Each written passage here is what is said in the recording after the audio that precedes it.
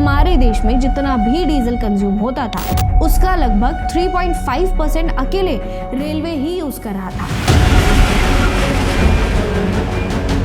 यानी डीजल पर dependence Indian railway के लिए तगड़ा बिल बना रहा था। एनवायरनमेंट को तो नुकसान हो ही रहा था। अगर रेलवे की यही कंडीशन रहती तो ऐसे युद्ध के बीच शायद हमारी रेलवे के पहिए रुक जाते, क्योंकि क्रूड ऑयल की सप्लाई हैम्पर हो जाती।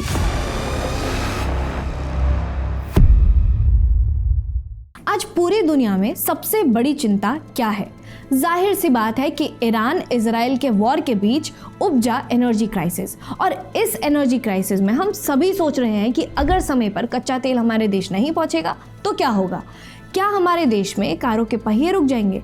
लेकिन क्या आपके मन में ये चिंता आई है कि अगर देश में रेलवे के पहिए ऑयल क्राइसिस के चलते रुक जाएंगे तो क्या होगा? क्या होगा अगर आपको कुछ ही घंटों में अपनी डेस्टिनेशन पर पहुंचाने वाली ट्रेन डीजल की कमी से स्टेशन पर ही खड़ी रह जाए? आपके मन में चिंता नहीं आई होगी। इसीलिए नहीं आई होगी क्योंकि अब हमारा रेलवे मोस्टली इलेक्ट्रीफाइड हो चुका है।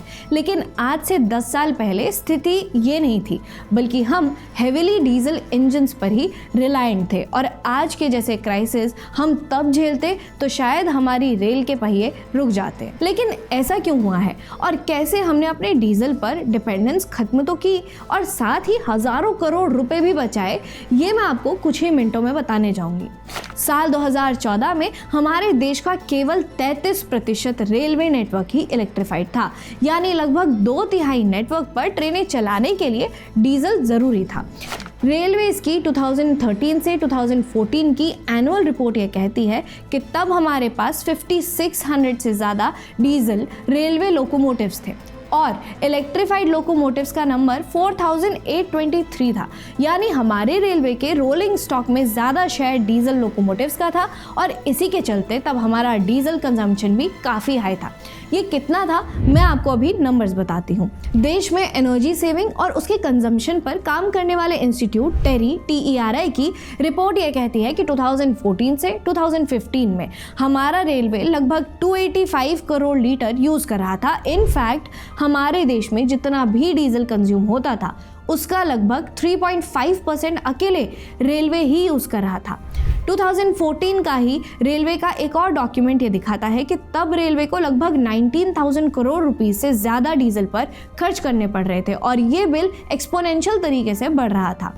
ऊपर से ये डीजल सप्लाई में इतनी ज़्यादा कॉस्ट का अंतर रहता था कि रेलवे खुद ही परेशान थी। जिस रेलवे डॉक्यूमेंट का मैंने जिक्र आपसे किया है उसी में एक काफ़ी इंटरेस्टिंग बात है। इसमें लिखा है कि ओडिशा के राउरकेला में इंडियन ऑयल का डिपो 102 किलोमीटर दूर झारसागुड़ा में 65 रुपीज़ 73 पैसे में डीजल सप्लाई कर रहा था, जबकि इसी शहर में पारादीप से आने वाले डीजल 67 रुपीज़ से ज़्यादा था। यानी डीजल पर डिपेंडेंस इंडियन रेलवे के लिए तगड़ा बिल बना रहा था और एनवायरनमेंट को तो नुकसान हो ही रहा था।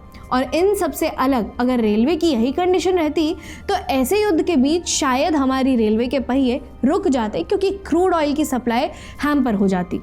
जब क्रूड की सप्लाई हैम्पर होती तो डीजल भी नहीं बनता और जब डीजल नहीं बनता तो रेलवेज अपनी ट्रेन ऑपरेट ही नहीं कर पाता। फिर ना पैसेंजर्स अपनी मंजिल पर पहुंच पाते और ना ही फ्रेट का मूवमेंट हो पाता। इससे देश की इकोनॉमी को तगड़ा झटका लगता। लेकिन सवाल ये उठता है कि ये सब बदला कैसे? रेलवे ने डीजल से इलेक्ट्रिफिकेशन पर शिफ्ट करके अब हजारों करोड़ रुपए बचाए ही, साथ में सप्लाई शॉक से भी हमें बचाया है और ये सब पिछले 10 से 12 सालों में ही मेजरली हुआ है। सबसे पहले ये समझिए कि अब हमारा लगभग 100% रेलवे रूट इलेक्ट्रीफाई हो चुका है। यानी अब कुछ ही रेल रूट्स ऐसे होंगे जहां हमें डीजल इंजन से ट्रेन्स को ऑपरेट करने की ज़रूरत पड़ेगी। एक डेटा ये कहता है कि मोदी सरकार में 46,900 रेलवे किलोमीटर रूट इलेक्ट्रीफाई किया गया है और इसने सीधे रिजल्ट दिया है डीजल के कंजम्पशन में। सिंस सारी ट्रेन्स इलेक्ट्रिक ट्रैक्शन पर चलती हैं तो डीजल की ज़रूरत ही नहीं पड़ती है। रेलवे की साल 2024 से 2025 की ईयरबुक ये बताती है कि उसने इस साल में लगभग 97 करोड़ लीटर डीजल कंज्यूम किया है। अब आप इसको 2014 से 2015 के डेटा से कंपेयर करके देखिए। क्लियर कैलकुलेशन से ये पता चलता है कि हमारा एनुअल डीजल कंजम्पशन इस बीच 188 करोड़ लीटर तक घट चुका है। सोचिए, करोड़ों लीटर डीजल से रेलवे को मुक्ति मिल गई है। और ऐसा नहीं है कि ये कोई फ्यूल चॉइस का मामला है, इससे कॉस्ट में भी तगड़ी सेविंग्स हुई हैं। 188 लीटर को अगर आज हम दिल्ली के डीजल के रेट से भी कैलकुलेट करके देखें तो ये नंबर 16,000 करोड़ से ऊपर का आता है। यानी रेलवे ने इतना पैसा एक शिफ्टिंग से बचाया है, और ये इसीलिए हुआ है क्योंकि मोदी सरकार ने रेलवे के इलेक्ट्रिफिकेशन के लिए पुश किया है, और डीजल के फेज आउट होने से रेलवे में डीजल लोकोमोटिव्स भी कम हो गए हैं। रेलवे की 2024 से 2025 की एयर बुक ये बताती है कि अब हमारी रेलवे के पास 4296 डीजल लोकोमोटिव्स हैं, और इस बीच इलेक्ट्रिक लोकोमोटिव का नंबर 11,000 से ऊपर जा चुका है। यानी 2014 के मुकाबले इलेक्ट्रिक इंजन्स डबल से भी ज़्यादा हो गए हैं, और इलेक्ट्रिसिटी से इंजन्स को चलाना डीजल से उन्हें चलाने के मुकाबले ज़्यादा एफिशिएंट है, क्योंकि डीजल ट्रैक्शन में जहां 35 to 40% ही एफिशिएंसी मिलती थी, तो वहीं इलेक्ट्रिक लोकोमोटिव्स में ऑलमोस्ट 90% एफिशिएंसी अचीव होती है। इसका एक एग्जांपल 2023 से 2024 का डेटा है। इस साल रेलवे ने 4700 करोड़ रुपए से ज़्यादा डीजल बचाए। इस सब के अलावा इंडिया ने इस शिफ्ट से 400 करोड़ किलो से ज़्यादा CO2 एमिशन को कम किया। यानी पैसा तो बचा ही, साथ में हमारे पर्यावरण को भी बड़ा फ़ायदा हुआ, और हम अपने नेट ज़ीरो एमिशन के गोल के करीब पहुँचे। और अब इन सबसे ज़्यादा सबसे ज़रूरी बात, आज पूरी दुनिया एनर्जी क्राइसिस से जूझ रही है।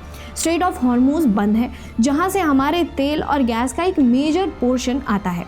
दुनिया के दूसरे बड़े सप्लायर रशिया पर सैंक्शंस लगे हुए हैं। वेनेजुएला के प्रोडक्शन कैपेसिटी गिर चुकी है, और बाकी देश भी पहले खुद को ही प्रायोरिटाइज करते हैं।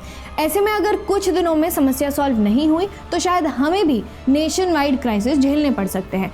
कुछ वैसा ही जैसे दुनिया भर ने 1973 में देखा था, जब योम किपुर वॉर से दुनिया के चलते फ्यूल सप्लाई रुक गई थी। लेकिन इस इलेक्ट्रिफिकेशन ने ये मेक श्योर कर दिया है कि हमारा रेलवे ऐसे क्राइसिस में ना कभी फंस सकता है, और इकोनॉमी के पहिए घूमते रहेंगे। देखते रहिए ऑप इंडिया।